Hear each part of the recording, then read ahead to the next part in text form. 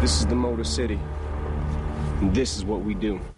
That has a lot of people in Michigan talking. The Chrysler ad touting Detroit and its rebirth. Chrysler reportedly paid up to $9 million for this 2-minute spot. It was the longest ad in this year's Super Bowl. So the question is, how can an automaker that was subsisting just a few months ago on taxpayer money afford this, and was it worth it? Let's bring in Dan Giedemann. He is an associate professor of economics at Grand Valley State University. Dan, thanks for your time tonight. Sure. Everyone in Michigan seems to have a take on this commercial. They were filled with a sense of pride. They like this commercial. How does this ad play to somebody who didn't grow up in Michigan or lives here? Okay, well, I didn't actually grow up in Michigan. I came here to work at Grand Valley about a decade ago, so I have lots of friends back where I live and all around the country.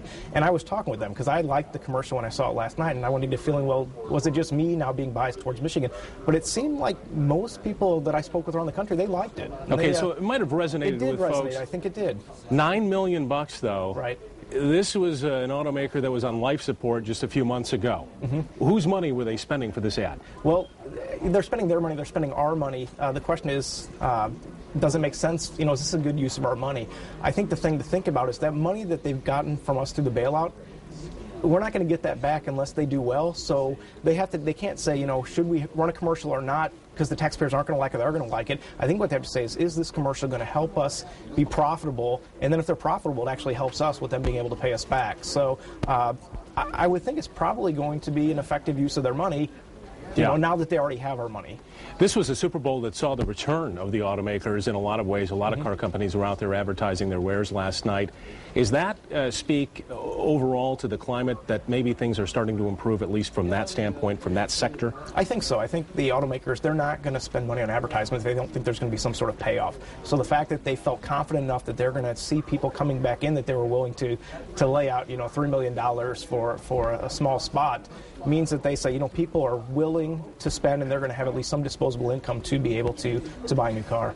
All right, break this down from a marketing standpoint. It did have a lot of people, like I said, had a visceral reaction to this ad. How does that sell cars? Well, I think it does. I think it could help people get a feeling. They say, wait a minute, okay, that is Detroit. That is what they do, as Eminem said. The other thing, too, and you can kind of look back and say, okay, do I have to look at a foreign, you know, car maker, or can I look at in the United States?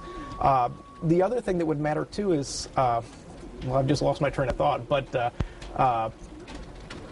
it was a commercial, again, that resonated. People identified with this. Whether you lived in Michigan or not, you felt like, okay, maybe I'm going to give these car companies a chance. That's right. And I think the other thing, too, with the Chrysler one is it wasn't just specific to Chrysler. I mean, it was for Detroit in general. So even though Chrysler spent the money, if you're thinking about it from a taxpayer bailout, we don't care if they really spend money for Chrysler or GM or Ford. We want them to spend money, you know, for the big three. And I think this could happen. So people say, you know what, I'll take a look at the three makers in Detroit. Well, I found myself, I was confused just the same last night. I kept saying, oh, that GM ad, the GM ad. My wife said, no, it's Chrysler. But everyone felt like, hey, it was all about the big three, Detroit automakers.